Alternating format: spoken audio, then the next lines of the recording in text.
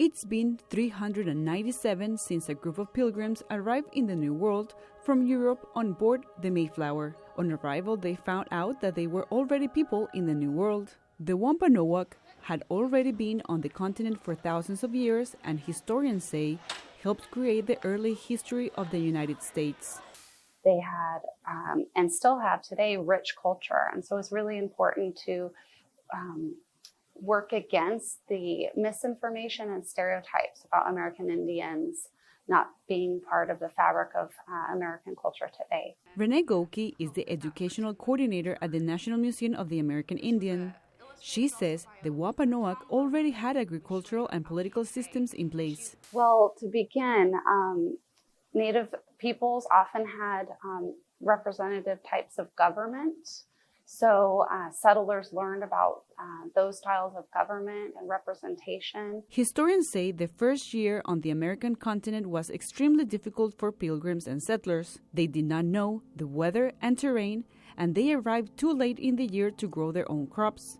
Many died of hunger and cold. A Wampanoag member took the initiative to sign a peace alliance between both communities and offered support in agriculture, defense, and weapons. The Wampanoag actually, along with English governor at the time, John Carver, they signed a treaty for mutual peace and to protect each other in times of war. 1 year after the peace agreement was signed, the settlers and pilgrims celebrated the first successful harvest in 1621.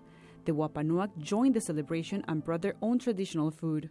So the Three Sisters it's about corn, beans, and squash.